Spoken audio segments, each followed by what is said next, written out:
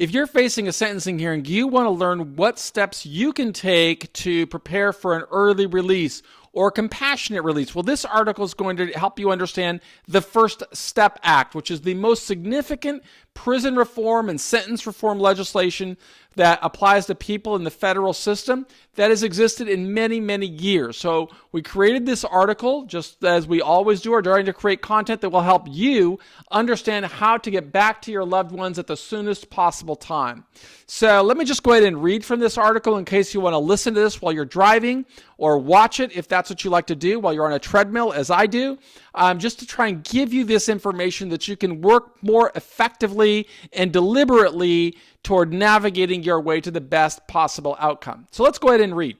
People facing challenges with sentencing or imprisonment can empower themselves by learning more about reforms that benefit them. This article offers insight into the most significant reform legislation in decades, the First Step Act. My name is Michael Santos, and together with everyone on our team at Prison Professors, we aspire to help people make better decisions. Today's article offers insight into the First Step Act that we believe you can use. And although you can just download this article from our website at Prison Professors, you can request the PDF. You can learn all types of information from any of our web properties, including Prison Professors, White Collar Advice, Compliance Mitigation. We are here to help you. So let's give a brief history of the First Step Act. So it was formerly known as the Formerly Incarcerated Reentry Society Transformed Safety Transitioned Every Person Act, which is just a mouthful, shortened to become the First Step Act. It made significant strides in prison reform, and those who follow our work at Prison Professors may know that Sean Hopwood, our former partner, played an influential role in drafting this legislation. I distinctly remember being in Sacramento when Sean called me. CBS had broadcasted Sean's interview on 60 Minutes, and soon after the episode aired, he received a call from Jared Kushner, or the office of Jared Kushner, inviting Sean to participate as a subject matter expert on the need for reforms to the criminal justice system. From that moment going forward, Sean helped out extensively. Sean's inspiring story shows us that regardless of what bad decisions a person may have made in the past, any individual can work toward making amends and living responsibly. As a young man, Sean robbed banks. Authorities arrested him and charged Sean with 5 armed bank robberies. While serving a decade in prison, Sean learned to advocate for others. Despite serving time in prison, Sean wrote briefs that resulted in relief for other people in prison.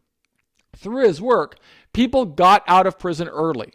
Some of Sean's work resulted in victory at the U.S. Supreme Court level. Upon his release from prison, Sean earned a scholarship from the Bill and Melinda Gates Foundation. He earned a law degree at the University of Washington. He became a clerk for the D.C. Circuit Court, and he now serves as a Georgetown law professor.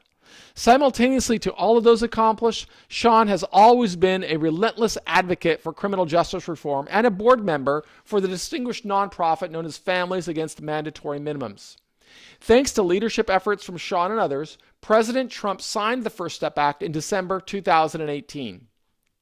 The First Step Act includes many reforms that benefit people in federal prison. The law should reduce recidivism, improve conditions at federal prisons, and open opportunities for other reforms that will lead to better outcomes for people and communities. Let's talk about sentencing reform. The FSA sentencing reform provisions may reduce the length of time that people serve in prison. As a result of the legislative change, judges have the discretion to let people out of prison early. The reforms took effect when President Trump signed the legislation. This article offers insight into many changes brought forth by the FSA.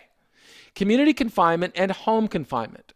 When the FSA became law, more than 3,000 people became eligible for immediate release based upon changes in the way that the Bureau of Prisons calculated good time credits. Further, the FSA introduced a new concept called earned time, which will benefit people going into the federal system that participate in specific programs, provided the BOP approves those programs as meeting the requirements of the First Step Act. Under the First Step Act, people may receive up to 15 days of earned time each month under a few conditions, including the BOP's risk assessment tool categorizes the person as being either a low or minimum likelihood of recidivating, and the person completes 30 days of programming in a BOP authorized course. Earned time differs from the concept of good time in the following significant ways. Good time credits result in time reduction from the sentence imposed. Earned time credits result in a bank of time that the person can later redeem at the end of the sentence to transfer to serve the latter portion of the term on home confinement rather than in federal prison. And earned time credit is in addition to good time. So this is kind of a complicated matter. I'm going off script here, but it's kind of a complicated matter for people who have never been in the system before.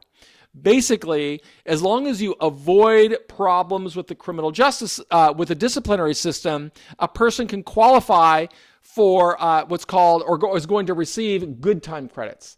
And that's an automatic reduction of time, an advancement of release date. In addition to that, if a person participates in these programs, they can acquire credits up to 15 days a month that they can later redeem for transfer to home confinement.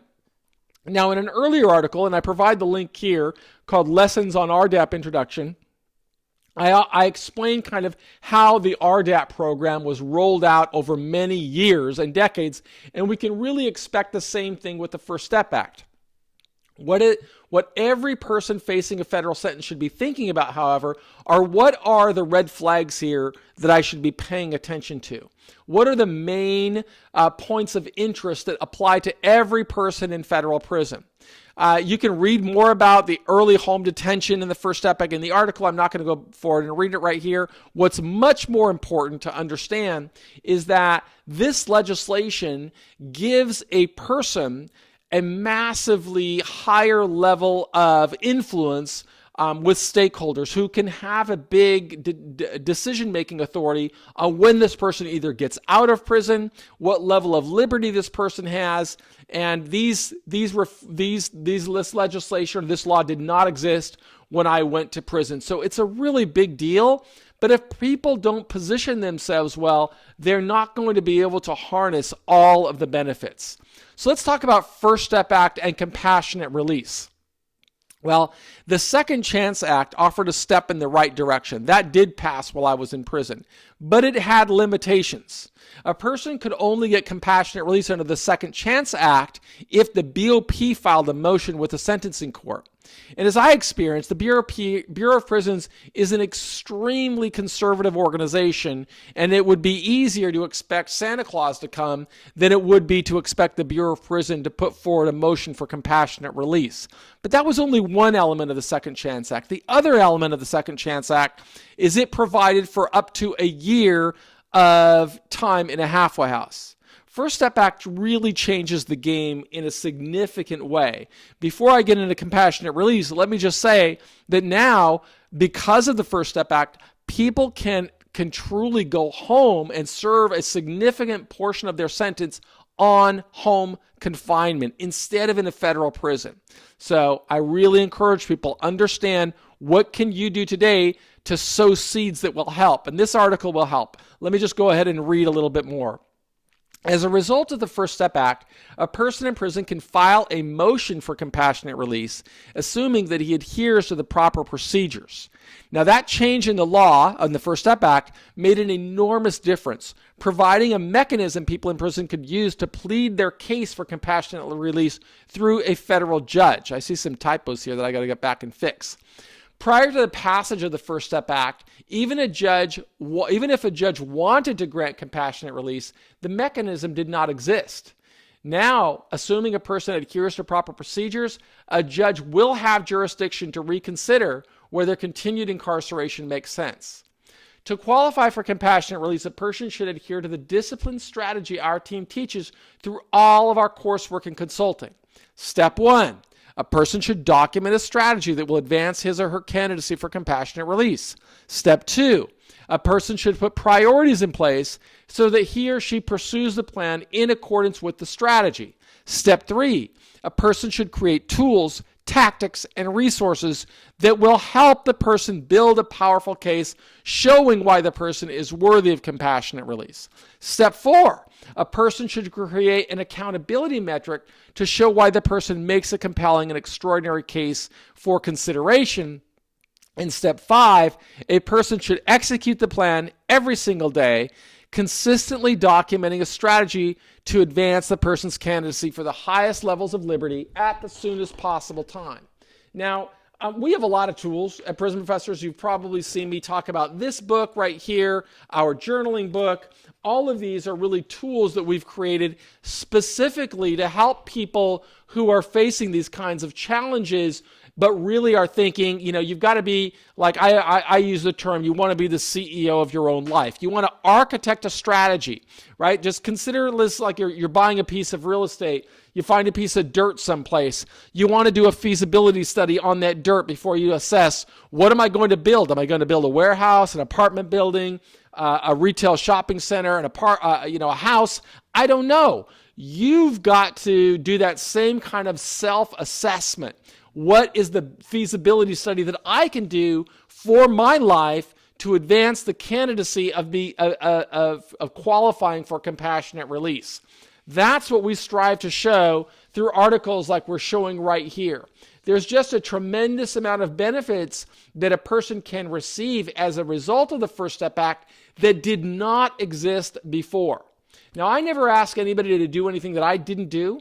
And you can see here on the video, I also like to profile people who lived by that same motto. And you see there on the video, if you're watching this on YouTube, a link to my friend Adam and Ro Clausen. He was serving a 213-year federal prison sentence, but because he adhered to this principled strategy of preparing for success, he successfully navigated his way to liberty thanks to the First Step Act, and he is now home. So there's a lot of reforms that you can learn about just by going through our articles on Prison Professors. You'll learn about the risk and needs assessment program. But more importantly, you're going to learn about what you can do. We advocate for people really documenting a record, demonstrating why they're worthy of relief. I don't have these books around me right now, but I'll see if I can insert one into the video so that you can see. But this is something that I did all the way through my journey because that pathway really helped me not only navigate my way through the prison system, but it helped me reestablish myself when I came to society and begin building my career.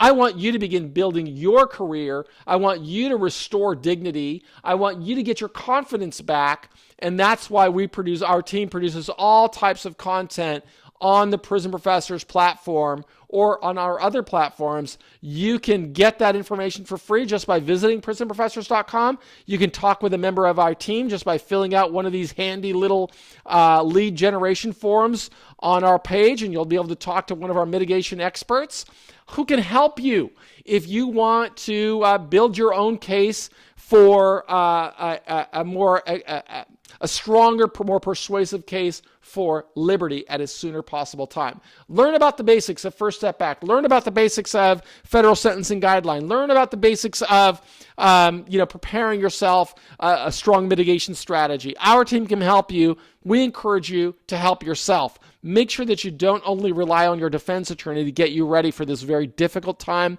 Rely on yourself. You can be the CEO of your own life in every area. I did 26 years in prison with this mindset, and I know you can learn it too. I hope you take advantage of our resources and you connect with our team. If you're watching this on YouTube, make sure that you subscribe because we're producing new content every day. And if you're watching this inside of a jail or a prison, we hope that you are sowing seeds for your successful return to society at the soonest possible time, and that you come back to society strong with your dignity intact and with opportunities to succeed. My name is Michael Santos, and on behalf of our entire team, I want to tell you I believe in you, and I want to thank you for being a part of our community. Thanks.